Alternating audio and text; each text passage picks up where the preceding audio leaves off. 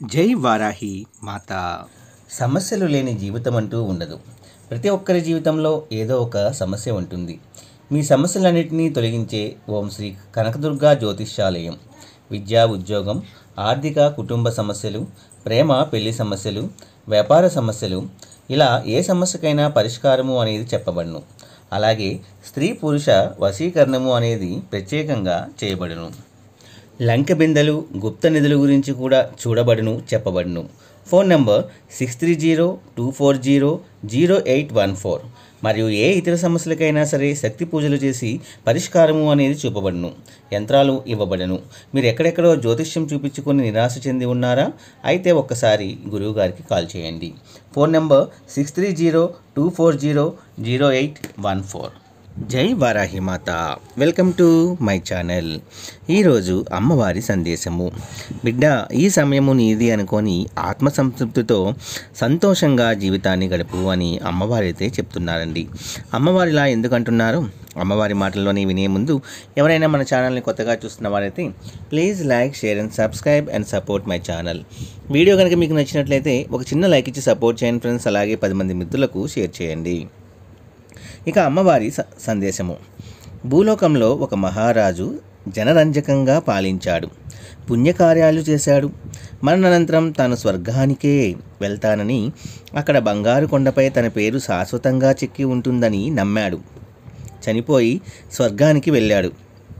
తన పేరు చూసుకోవాలన్న ఆతృతతో ఆ కొండ దగ్గరికి వడివడిగా వెళ్ళాడు. దానిపైన తన పేరు లేడు. విచారంగా ఉన్న అతన్ని చూసి అక్కడ భటుడు నవ్వుతూ ఏదో ఒక పేరు చెరిపి నీది రాసుకో అన్నాడు.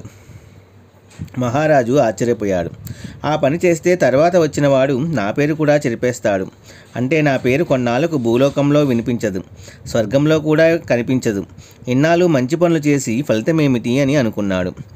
మంచి పనులు చేస్తే స్వర్గం, చెడు పనులు చేస్తే నరకం లభిస్తుందని పరమార్థిక చింతన ఉన్నవాళ్ళు నమ్ముతారు. ఆ నమ్మకం మంచి పనులు చేయడానికి ప్రేరణ ఇస్తుందని భావించారు పూర్వీకులు.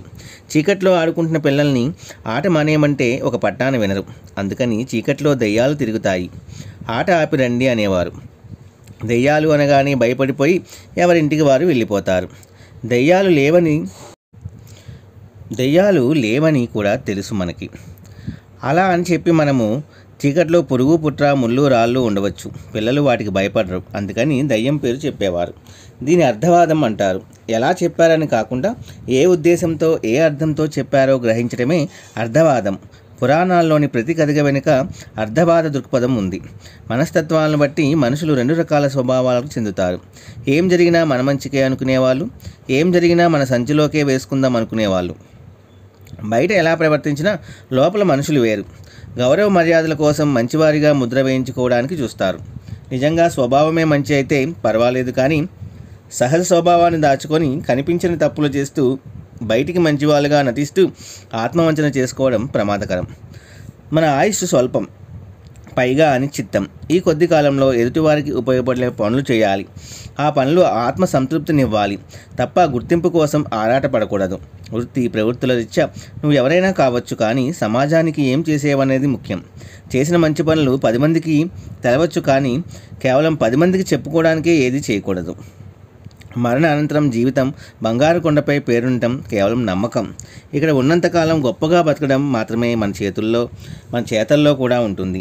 ఈ క్షణమే మనది అనుకొని తృప్తిగా, ప్రయోజనకరంగా బతకడమే మన పేరుకు వచ్చే సార్థకత అని అమ్మవారి అయితే అంటున్నారండి.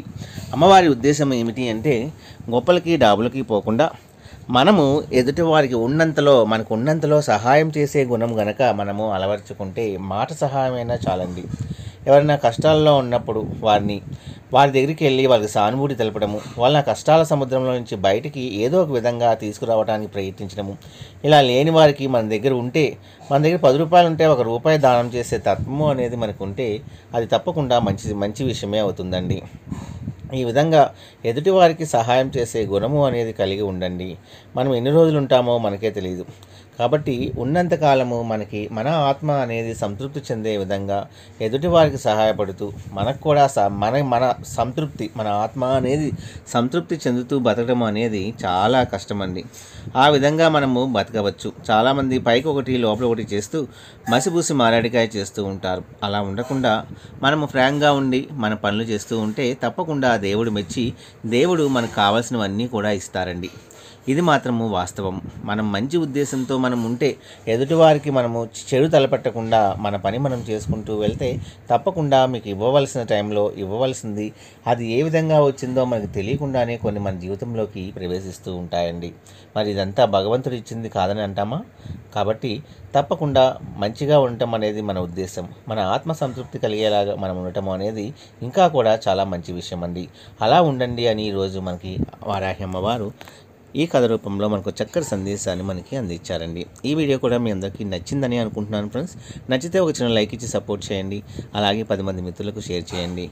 రేపు ఒక మంచి వీడియోతో మళ్ళీ మనందరము కలుసుకుందామండి. అప్పటి వరకు సెలవు. జై వారాహి మాత.